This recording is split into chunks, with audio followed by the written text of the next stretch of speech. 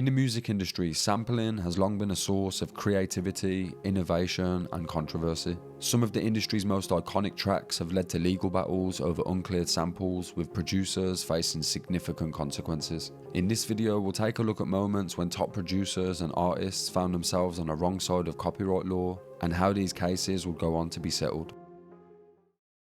The first case we're going to look at includes the late Juice WRLD and his song Lucid Dreams. Officially released in May 2018, Lucid Dreams became an instant hit, peaking at number 2 on the Hot 100 chart. It was one of the songs that defined Juice WRLD's melancholic emo rap style, which resonated so well with his fans. The track was produced by Internet Money member Nicki Minaj and heavily incorporated the guitar riff heard in Sting's 1993 song Shape of My Heart. There was only one problem with this though. The use of this melody wasn't really cleared properly before releasing the song. It's actually unknown what really happened here, but after the song's release, Mira would tweet basically saying fuck Sting and that he'd taken 85% of the royalties from Lucid Dreams. He said that Sting would try and sue the pair if they tried to get any more percentage, and he even joked that the money would put his grandkids through college. If this is true, then Sting is a real savage, because this would be a follow-up to the time that he took 100% of the royalties from Puff Daddy's I'll Be Missing You, and then jokingly said that the money would put his kids through college. But it all got a bit confusing when Sting come out and denied this and said that Lucid Dreams is one of his favourite interpolations of his original song. He is listed as a songwriter on the credits for Lucid Dreams, so he obviously is getting some of the royalties, but whether or not it's the 85% that Mira claimed is unclear. One thing that is clear is that if you're going to sample hit songs without getting clearance, then you better make sure that it isn't anything from Sting.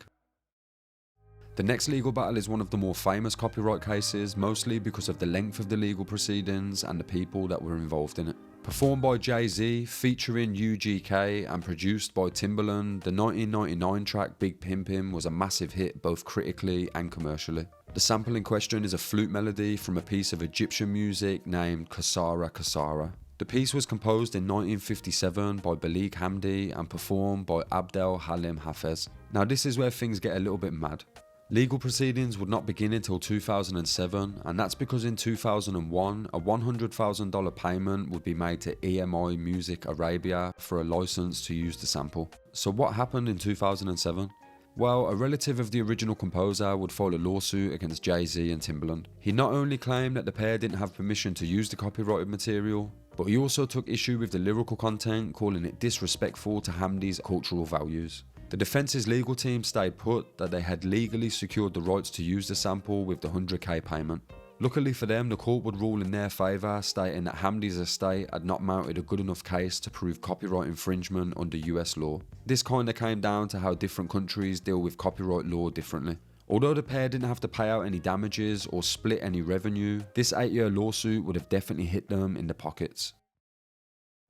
Talking of pockets, the next lawsuit left Nicki Minaj's a little bit lighter, and this one's even worse because of the way that the song got dropped. The track I'm talking about is called Sorry, which was produced by Il Wayno and was intended for Nicki's 2018 album Queen.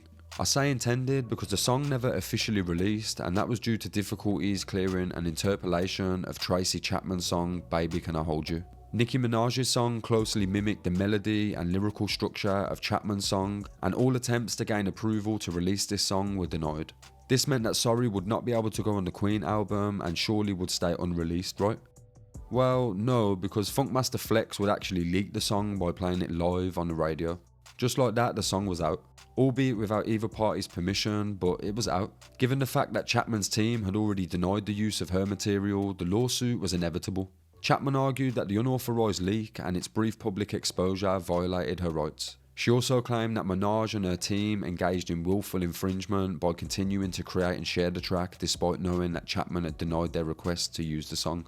Nicki's lawyers said that the song was used as a part of a creative process and they claimed fair use. They'd also lean heavily on the fact that the track was leaked and not released officially. However, Chapman's team pointed out that release or not, the song was aired on a major radio show. And once the song had been played publicly, her and her intellectual property were being commercially exploited. The back and forth would go on for around 2 years before the pair would reach a settlement. Nicki Minaj agreed to pay a staggering $450,000 to Chapman to resolve any copyright infringement claims. This one absolutely blows my mind because it's for a song that Nicki Minaj didn't even officially release. Another lawsuit that must have hurt involved Lil Nas X and his track Carry On. This is all the proof that you need that using uncleared samples in your music before you sign a deal can really f you in the ass later in your career. In July of 2018, Lil Nas X would drop a mixtape on SoundCloud named WRLD. This mixtape's opening track would be the earlier mentioned Carry On. At this point, it was said that he had around 1,000 subscribers, but a year or so later, he'd absolutely blow up following the release of Old Town Road. It was then that a music publisher named the Music Force would sue Lil Nas X and his label Sony Music for a whopping $25 million. They were suing on behalf of singer Bobby Caldwell, claiming Lil Nas had used parts of Caldwell's song, also named Carry On, without the correct license. I'm not going to play the songs because I don't want to get a claim on this video, but basically he used a pitched up version of Caldwell's song as the hook. The Music Force argued that this song should be seen as a joint work, and they highlighted that the song had been shared on YouTube, SoundCloud and Spotify, and at the time of suing had gained 4 million views on YouTube alone. It was also said that Sony had not done their due diligence when vetting Lil Nas's existing catalogue and clearing any copyright issues. It's actually unknown how this case got settled and whether it even has been settled, because if you look up the case number, it still just says pending. Lil Nas's Old Town Road also famously included a sample from track 34 of the 9 Inch Nails album Ghosts. Trent Reznor said that he got a call from his management team saying that an artist manager had made a panic phone call trying to clear a sample. Reznor's response was a calm one.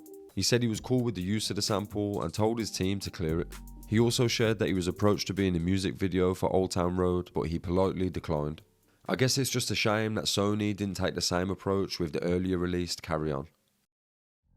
The world of copyright law is a minefield and there's often a lot of blurred lines. This was a lesson that Pharrell Williams and Robin Thicke would learn the hard way when their track Blurred Lines got them wrapped up in a legal battle of their own. The single was released in March of 2013 and quite clearly drew inspiration from the funk and soul sounds heard in the 70s. The pair said that they were particularly inspired by Marvin Gaye's 1977 hit Got to Give It Up, and they would try and create a similar vibe and feel to their own song. On release, Blurred Lines would shoot to the top of charts all around the world, where it would stay at number 1 for 12 weeks in the States and 5 weeks in the UK. There was obviously a bit of controversy around the song's message, but if anything, these news stories would help the song gain traction. You know, all press is good press and that. But the next headlines to involve Thicke and Williams would be the exception to this rule. Marvin Gaye's estate would file a lawsuit against Pharrell and Thicke with the argument that Blurred Lines copies substantial elements from Gaye's song. In a counter-argument, Pharrell said that although they were inspired by the feel or genre of Got to Give It Up, they did not directly copy any of its musical elements. So surely this one was laughed out of court, right? Nope. After an 8-day trial, the jury would rule in favour of Gaye's estate, awarding $7.4 million in damages. This would eventually be lowered to $5.3 million, alongside a nice little 50-50 split on the royalties. Pharrell believed that now artists would be fearful of drawing inspiration from past music out of concern that they might face similar lawsuits. The Blurred Lines case not only showed how fine the legal line between homage and theft can be, but also the price that it can come at if you end up on the losing side. If you enjoyed this video, then do me a favour and hit the like button before you leave. And if you're new around here, then consider hitting the subscribe button too. If you're looking for anything else to watch, then I'll put a couple of videos on the screen for you. Massive shout out to anybody that's still here at the end of the video. Thank you all for watching, and I'll hopefully catch you in the next one.